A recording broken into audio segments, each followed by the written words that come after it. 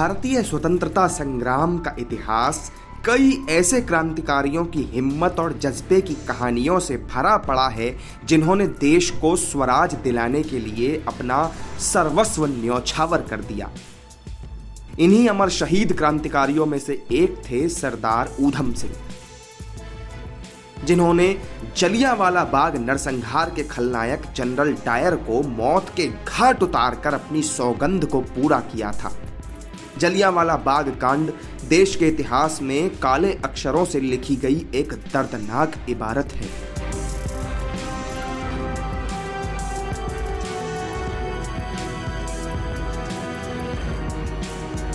ऊधम सिंह का यह किस्सा इसी जलियांवाला बाग नरसंहार से जुड़ा हुआ है।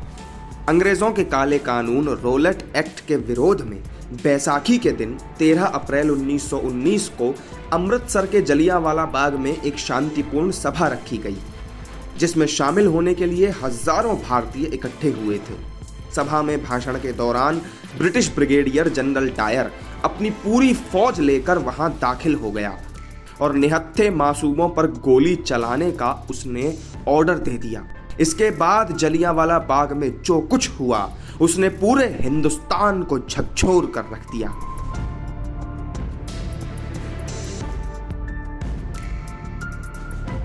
बताया जाता है कि इस नरसंहार में जान गंवाने वाले 120 भारतीयों के शव तो अकेले कुएं से ही निकले थे। 26 दिसंबर 1899 को पंजाब के संगरूर जिले में जन्मे शेर सिंह ने महज 7 साल की उम्र में अपने माता पिता को खो दिया था, जिसके बाद उन्हें उनके भाई के साथ अमृतसर के एक अनाथालय में रखा गया। लोग यहाँ शेर सिंह को ऊधम सिंह के नाम से बुलाने लगे। साल 1919 में अनाथालय से निकलने के बाद ऊधम सिंह ने जलियांवाला बाग का नरसंहार देखा तो इस घटना ने ऊधम सिंह के भीतर प्रतिशोध की ज्वाला भड़का दी। डायर की इस करतूत पर बौखलाए ऊधम सिंह के सर पर अब खून के बदले खून सवार हो चुका था और वो आक्रोश में धधक रहे थे। कहते हैं कि ऊधम सिंह ने जलियांवाला बाग की मिट्टी को हाथ में लेकर जनरल डायर और तत्कालीन पंजाब के गवर्नर माइकल ओ डायर को सबक सिखाने की शपथ खाई थी।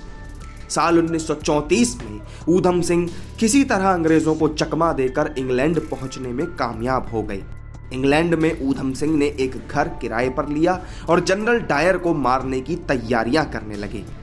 ऊधम सिंह को पता चला कि 13 मार्च 1940 को लंदन के कैक्सटन हॉल में ईस्ट इंडिया एसोसिएशन और रॉयल सेंट्रल एशियन सोसाइटी का संयुक्त अधिवेशन होने जा रहा है, जहां माइकल ओ डायर भी आमंत्रित है। यहीं ऊधम सिंह अपनी एक मोटी किताब लेकर पहुंचे, जिसके पन्नों को काटकर उन्होंने उसमें पिस्तौल छिपाई हुई थी।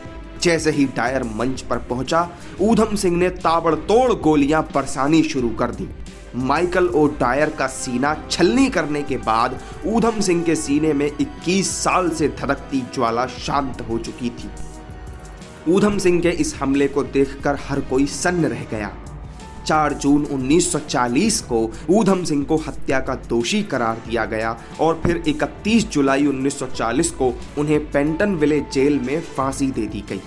आजाद भारत की सरकारों ने भले ही ऊधम सिंह को भुला दिया, लेकिन करोड़ों देशभक्तों के दिलों में ऊधम सिंह आज भी जिंदा है। न्यूज़ रूम पोस्ट के लिए प्रशांत भारद्वाज की रिपोर्ट।